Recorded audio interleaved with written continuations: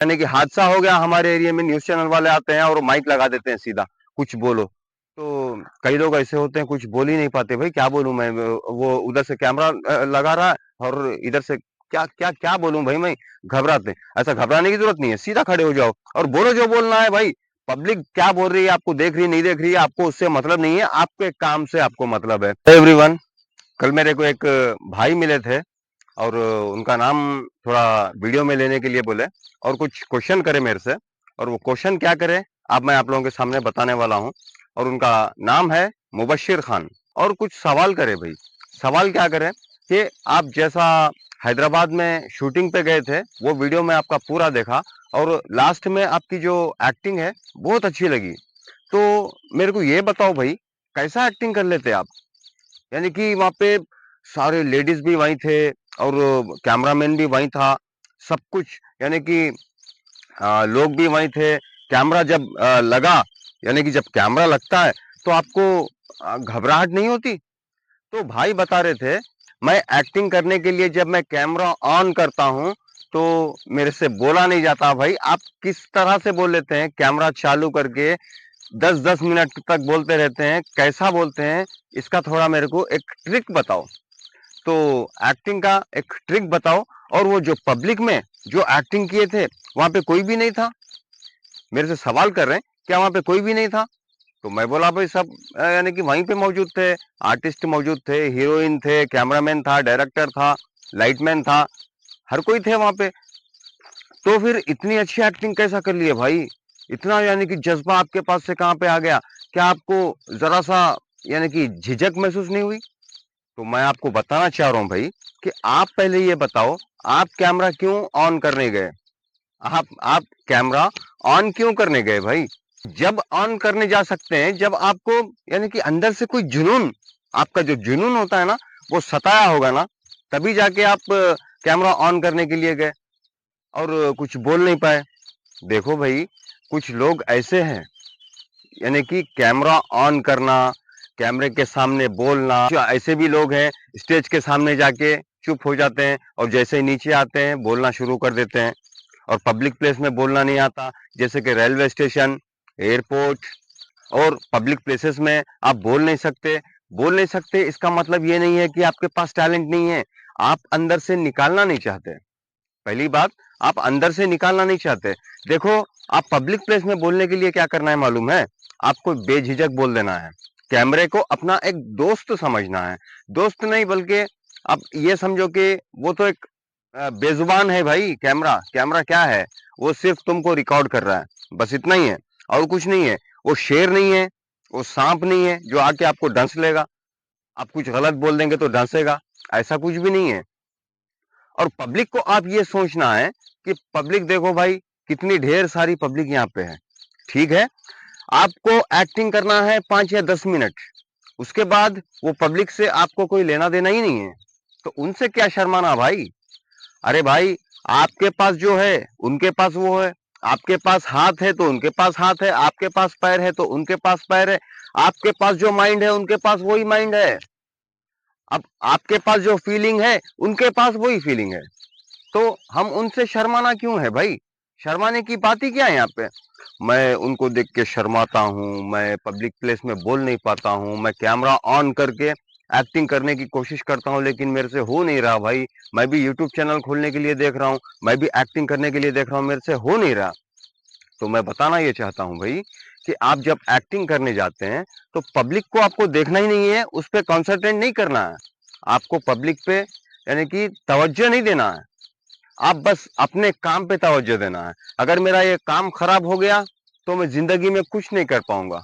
ये आपको सोचना है, ये माइंड में रखना है। ये माइंड में रखते हुए अगर आप चलेंगे तो आपको कैमरे में भी बोल सकेंगे, माइक पे भी बोल सकेंगे, स्टेज पे भी बोल सकेंगे, पब्लिक प्लेसेस में बोल सकेंगे, रेलवे स्टेशन, एयरपोर्ट, हर जगह पे आप बोल सकेंगे। एकदम फ्री एंड फ्रैंक रहेंगे आप।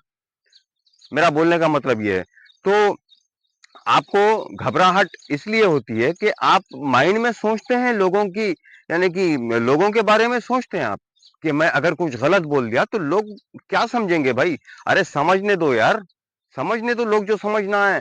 हमको पागल समझने दो। कितने लोग मुझे पागल नहीं बोलते, बोलने दो भाई। ये तो देखिए भाई, जब ऑडियंस देखते हैं ना, तो उनका काम है बोलना, हमारा काम है वीडियो बनाना।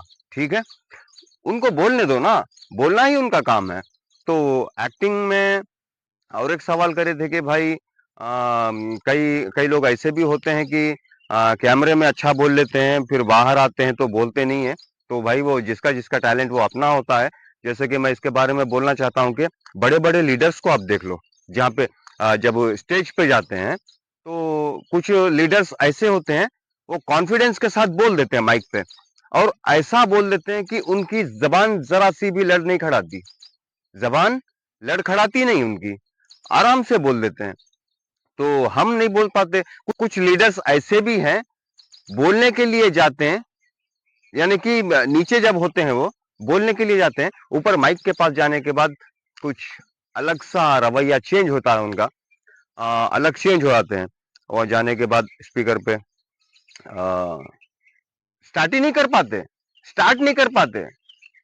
जैसा कोई न्यूज वाले आके कैमरा लेके खड़े हो गए और इनको स्पीच देना है तो स्पीच में बोल ही नहीं पाते। तो इसका मतलब ये नहीं है कि उनके पास टैलेंट नहीं है, उनके पास टैलेंट तो है, लेकिन पब्लिक का असर मेरे ऊपर क्या पड़ेगा, वो ये सोचते हैं। ये सोच सोच करके वो अपनी यानी कि स्पीच को खराब कर देते हैं। ऐसा नहीं करना है। आपको जब आप स्पीच दे रहे हैं तो आपको सिर्फ स्पीच पे ध्यान देना है। आपको जब कोई कोई बात बोलना है, कैमरे पे ध्यान देना है। आप इधर उधर कॉन्सेंट्रेट अपना नहीं पलटाना। अभी देखो, यहाँ पे मैं खड़ा हुआ हूँ, अभी आजू बाजू से लोग जा रहे हैं आ रहे हैं, मैं उनको नहीं देख रहा हूँ भाई, मेरे काम को देख रहा हूँ कि मैं क्या बोल रहा हूँ कैमरे में, कैमरे में मैं क्या बोल रहा हूँ। अभी जैसे आप कई वीडियोस मेरे ऐसे भी देखे होंगे जो पब्लिक प्लेस में भी बनाया, पब्लिक प्लेसेस में, यानी कि होटल्स में, चौरस्तों पे, हर जगह पे मेरा यानी कि वीडियो बनाया, आप देख सकते हैं जाके। लेकिन कभी लोग आके मेरा वीडियो जब शूट होते रहता है, लोग आके खड़े होते हैं तो मैं लोगों पे कंसंट्रेट नहीं करता, लोगों के ऊपर तवज्जो नहीं देता। मैं अपना काम देखता हूं। अपना काम क्या है, वो काम करो, बस यहां से निकल लो। अब यहां से आप 10 मिनट में चले जाएंगे तो वो अपनी जगह पे जाएगा और आप अपनी जगह पे जाएंगे, तो उनसे तो कोई आपका लेना देना ही नहीं है 5-10 मिनट के बाद, तो उनसे काहे के लिए शर्माना भाई। तो देखिए, और एक यानी कि इसका ट्रिक क्या है मैं बताता हूँ। जैसे कि आप और एक सवाल करे थे कि भाई रोते कैसा है कैमरे में, जब खाली खाली हम बैठे हुए रहते हैं तो भी हमको रोना नहीं आता, तो कैमरा लगा के किस तरह से रोते हैं भाई। आपकी तो रोने की भी एक्टिंग देखा मैं उसमें, कैसे रोते हैं। तो मैं बोला भाई देखो, रोने की एक्टिंग कैसा आती है, यानी कि अंदर से लेना पड़ता है भाई उसको। जैसे कि आप मान लो कि एक आपका कोई गम का जमाना पीछे गुजरा हुआ है, हर इंसान के अंदर होता है ये। जो ऐसा कोई इंसान नहीं है जिसका यानी कि गम का जमाना नहीं गुजरा हो, ऐसा कोई इंसान नहीं है। हर किसी पे गम गुजरता है, और वो गम इतना डेंजर रहता है, इतना खतरनाक रहता है कि सारी जिंदगी हमारे अंदर से, हमारे दिल से नहीं जाता है। तो वो जो गम का जमाना आपका गुजरा था, वो गम के जमाने को याद करके आपको अंदर से निकालना है और रियल में रोना है। रियल में जब आप रोएंगे तो आपकी एक्टिंग नेचुरल, जबरदस्त एक्टिंग आएगी। तो कुछ लोग ऐसे भी हैं कि रोना नहीं आता तो मेडिकल में कुछ मिलता है आंखों में डालने का, उससे पानी निकलता है। तो मैं तो नहीं देखा, सुना था मैं, लेकिन मैं कभी ऐसा एक्टिंग नहीं किया। मैं कभी रोना होता है तो आप देख लेना, चैलेंज भी कर लेना मेरे से। अगर 50 लोग भी यहाँ पे खड़े हुए हैं, उनके सामने भी अगर मुझे रोने की एक्टिंग करना है तो मैं बिल्कुल 100% मैं रो सकता हूँ, रो के दिखा सकता हूँ। मेरे को कोई मेडिकल का ड्रॉप नहीं चाहिए, कुछ भी नहीं चाहिए। मैं बस, मुझे एक 2 मिनट टाइम दे दो, 2 ही मिनट, कैमरा चालू करो, 2 मिनट टाइम दे दो, ऑटोमेटिक मेरा रोना आ जाएगा। तो ये देखो भाई, बचपन से होता है। बचपन से, जब मैं बचपन में यानी कि रोने की एक्टिंग करता था, सीखने की एक्टिंग करता था, ये नहीं था मेरे पास। एक्टिंग करना सीखना वो सब नहीं था। आप देखे होंगे बचपन में हमारे शक्तिमान आता था, कई लोग स्कूल से भी भाग के आते थे शक्तिमान देखने के लिए। वो शक्तिमान देखने के लिए आते थे, मैं शक्तिमान को लेटर लिखने के लिए, शक्तिमान का एड्रेस लिखने के लिए मैं आता था। लोगों में और मेरे में कुछ फर्क था, तो मैं शक्तिमान को लेटर भी लिखा, वो लेटर भी मेरा आया, उसका यानी कि लेटर का रिप्लाई भी मेरे को आया। तो कई लोग हमारे बचपन में परेशान भी हो गए भाई कि लेटर लिखा और शक्तिमान रिप्लाई दिया। तो वो जमाना कैसा था। तो उस जमाने से मेरे को एक अंदर से कीड़ा है, ये कीड़े को जगाना है। अगर आप ये कीड़े को नहीं जगाएंगे और आप लोगों से शर्माते रहेंगे तो जिंदगी में शर्माते ही रहेंगे भाई। अब देख लो, कई बार ये भी होता है कि न्यूज़ चैनल वाले आते हैं, कुछ यानी कि हादसा हो गया हमारे एरिया में, न्यूज़ चैनल वाले आते हैं और माइक लगा देते हैं सीधा, कुछ बोलो। तो कई लोग ऐसे होते हैं, कुछ बोल ही नहीं पाते भाई, क्या बोलूं मैं। वो उधर से कैमरा लगा रहा है और इधर से क्या क्या क्या बोलूं भाई मैं। घबराते, ऐसा घबराने की जरूरत नहीं है, सीधा खड़े हो जाओ और बोलो जो बोलना है भाई। पब्लिक क्या बोल रही है, आपको देख रही नहीं देख रही है, आपको उससे मतलब नहीं है, आपके काम से आपको मतलब है। अब देख लो, ये फीलिंग अपने दिल में लाना है कि अगर मैं यूट्यूबर बन गया, अगर मेरे अंदर टैलेंट है, अगर बोलने का टैलेंट है, तो मैं इससे कितनी तरक्की कर सकता हूँ, कितने पैसे कमा सकता हूँ, कितना अच्छा काम है, सोशल मीडिया कितना अच्छा पावरफुल है। ये आपको जहन में लेना है और कैमरे में बोलना है। और रही बात, आप तीसरी बात ये बोले थे कि भाई आप रफ्तार से जो बोलते हैं, इसका मुझे कुछ ट्रिक बताइए कि कई लोग रफ्तार से भी बोल नहीं पाते। यानी कि एक ही जब कैमरा लगाते हैं तो बोल नहीं पाते, कंटिन्यू बोल नहीं पाते। तो मैं तो कैमरा ऑन ऑफ तो कभी नहीं करता भाई, एक ही बार जब कैमरा लगाता हूं तो बोल देता हूं। तो भाई का सवाल था कि आप क्या स्क्रिप्ट लिख के बोलते हैं या डायरेक्ट ऐसे ही बोल देते हैं। तो देखो भाई, आज तक मैं स्क्रिप्ट नहीं लिखा। यूट्यूब पे आप जितने भी मेरे वीडियोस देखते हैं ना, मैं आज तक कभी स्क्रिप्ट लिखा ही नहीं। जब एक टॉपिक मिलता है मेरे को, किसी पे बोलना है, यानी कि आप मान लो एक पत्थर उठा के पत्थर पे एक स्टोरी बनाना है, तो मैं पत्थर के लिए एक 10 मिनट तक आपको बोल दूंगा। 10 मिनट क्या, मैं तो 1 घंटे तक बोल सकता हूं, लेकिन आप सुनते नहीं, आप वीडियो पूरा देखते नहीं, इसीलिए मैं बोलना जरूरी नहीं समझता। मिनट, 8 मिनट या 10 मिनट तक ही बोलता हूं, उसके बाद मैं बोलना जरूरी नहीं समझता, क्योंकि लोग बोर हो जाते हैं यार, इसीलिए। तो ऐसे ऐसे कुछ ट्रिक्स बताओ। तो मैं आपको बताना ये चाहता हूं कि कंटिन्यू बोलने का, यानी कि आपको अगर आइडिया चाहिए, ट्रिक चाहिए, तो मैं बोलता हूं कि आप एक पत्थर उठाओ और पत्थर पे बोलना शुरू करो।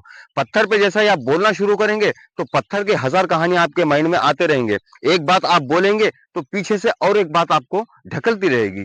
ये आपको कब आएगा भाई, जब आपके पास एक्सपीरियंस होगा, जब आप कैमरे के सामने डेली डेली बोलते रहोगे, डेली डेली वीडियो बनाते रहोगे, तो आपको ये एक्सपीरियंस पैदा होगा बोलने का।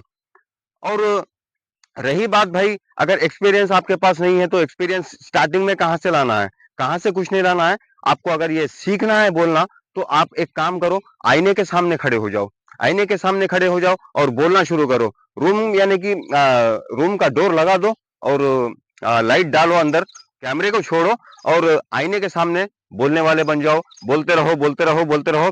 फिर 4 दिन के बाद 2 आदमियों के सामने बोलना शुरू करो। बोलते रहो, बोलते रहो, बोलते रहो। लोग पागल समझेंगे, लेकिन आप बोलते रहना है, लोगों पे कंसंट्रेट नहीं करना है, आपको लोगों को सामने खड़ा करना है। लेकिन जब आप उनको सामने खड़ा किए तो उनको करना क्या है, इग्नोर करना है।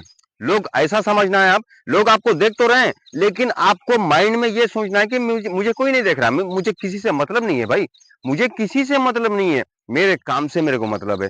ये आपको सोचना है। चलिए दोस्तों, वीडियो लंबा हो रहा, मुबशिर भाई आप ये बात को समझ गए होंगे और आपकी तरफ से कई लोग भी समझ सकते हैं, मेरे वीडियो से सीख सकते हैं। तो वीडियो अच्छा लगा तो वीडियो को लाइक करके चैनल को सब्सक्राइब करना ना भूलें। मिलते हैं किसी अगले वीडियो में, तब तक के लिए अपना ख्याल रखें, सुरक्षित रहें। अस्सलाम वालेकुम।